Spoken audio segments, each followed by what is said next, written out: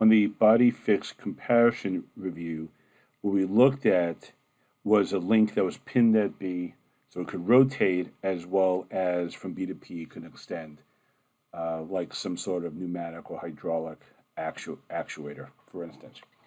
But if you look here, what I've done is I've left most of the kinematics tables alone. I'll highlight that in a moment. And what I've done is at B, let me try to get a highlighter here. In this area here, you can see rather than it being pinned, it's on a cart that can move horizontally. And it could go left, it could go right. And so I have another variable to add, I'll leave it in black, which is x of t. So R1 can stretch, theta can rotate about B, but the whole base can move left or right. So let's take a look at these two tables for a moment and see what I've done. So what changes? What changes is velocity and acceleration at B. So if you notice right here and right here, in both tables, I've deleted what was there.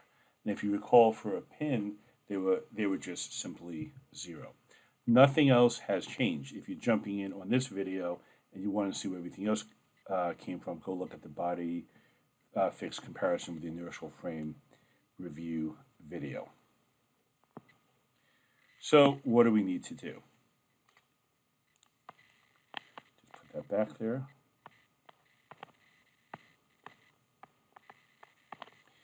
All right, so for the probably 700th time, right, what are we concerned with? These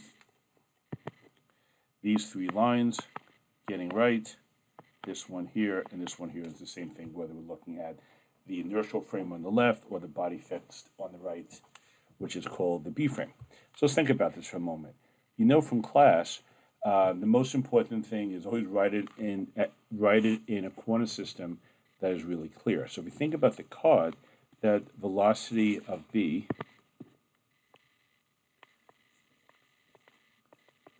what is it clearly? It's x dot, right? It's a velocity. And what is its unit vector? It's always going to be I if it's horizontal. So it doesn't matter which coordinate system, you know it's x dot I. Similarly, the acceleration of B is equal to x double dot I. So there's my linear or translational velocity and acceleration. So if I look at the inertial frame, I'm just going to plug that in.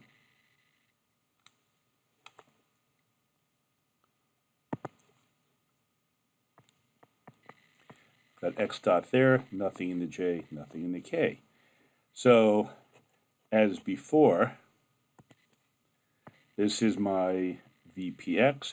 Add up all these, my VPY, and I have no VPZ. What about my acceleration? Hopefully no surprise. X double dot, 0 and 0. So similarly, if I need my acceleration at point P, in the x is all those terms, all of those, and all of those. And of course, the space down here, right, I have all those terms right, placed down here below.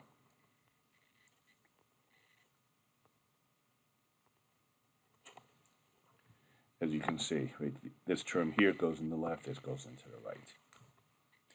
So the body fixed, though, is a little more complicated unless you've been practicing your coordinate transformations. So let me slide here to the right, and let's review coordinate transformations.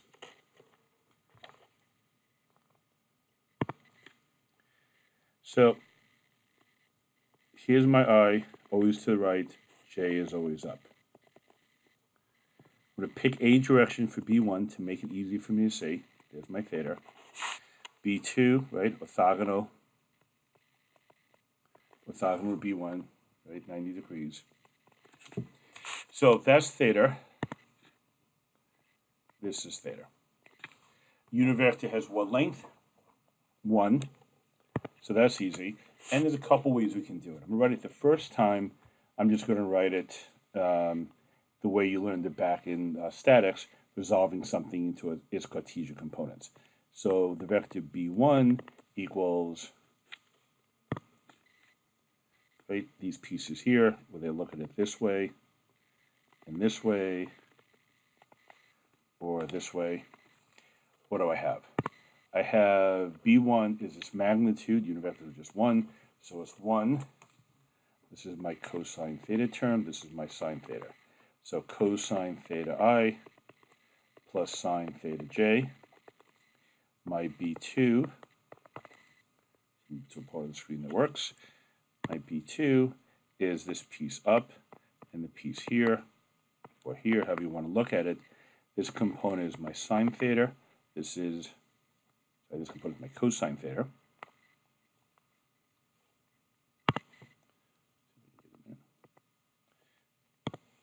My cosine theta, and this is my sine theta. In terms of my unit vector, of course, it's minus.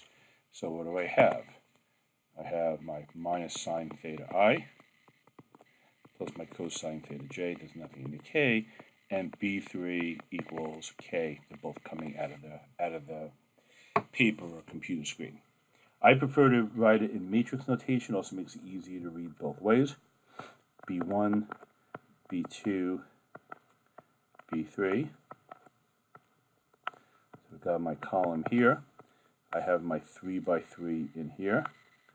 And I have my other column matrix here.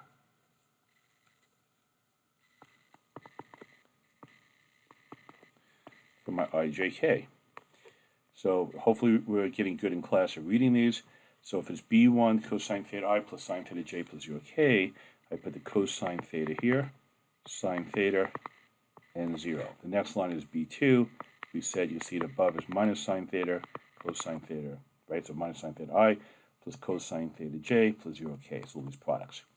b3 is just equal to k. So 0i, 0j, 1k.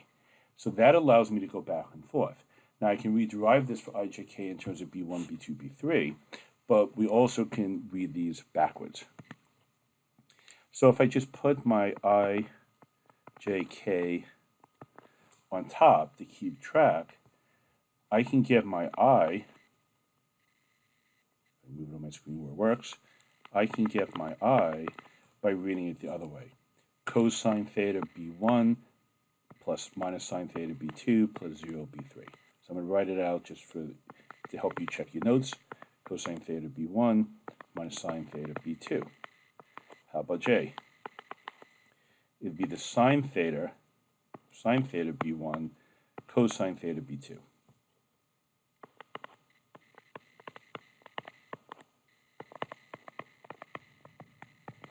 And no big surprise, k reading back was just 1 times b3. Now, normally in class, we have you derive these things over and over again. But when you're actually working, once you have your coordinate transformations, you just look them up. So what do we need here? I need, if I want to use the second table here, try it again. My second table here, my body fixed, I need to get I into the B frame. Because I have my VB term here, I can't just stick in x dot I, because the top here says b1, b2, b3. So we need to use our coordinate transformation. So x dot I is right here. Yep, I is in the dead part of my screen.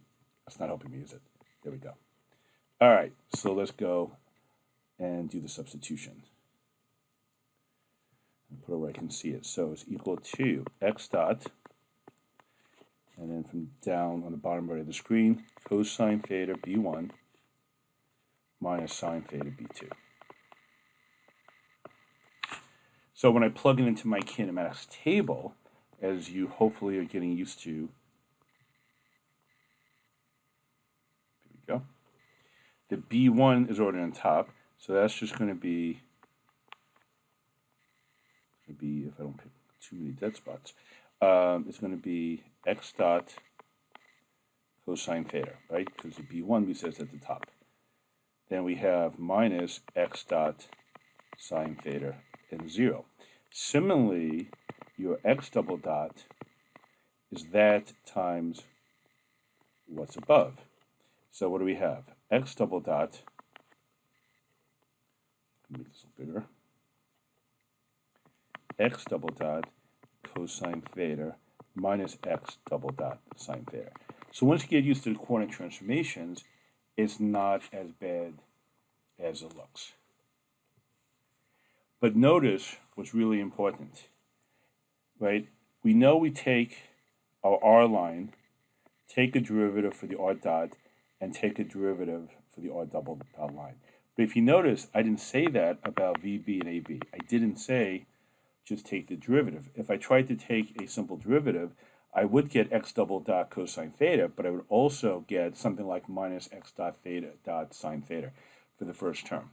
So that's why I seem to say every review, 1, 2, 3, 4, and 5, we need to think about. Similarly, if I look at the top, sure, theta dot here became theta double dot. Angular velocity became angular acceleration, but in a more complex 3D sense, it might not be that simple. So we need to really focus on those 5 lines. So again, quick comparison of inertial and body fixed. As I said in the last review, if it was simply plane I was doing, slotted cranks 4-bar, I probably would choose inertial. But if I'm doing full 3D, generally speaking, body fixed becomes a lot easier to do. So here is my, I'll put it down here. Nope, can't use it on the screen. Here is what I would call VP in the B1 direction. Oops, scale it. Let me ignore that line. This one here would be VP in the B2. Let me switch colors so we can see this mess. This here would be acceleration of P in the B1 if I was moving to my next table. And this one here would be AP B2. So hopefully this helps. Again, any questions, come see one of your faculty.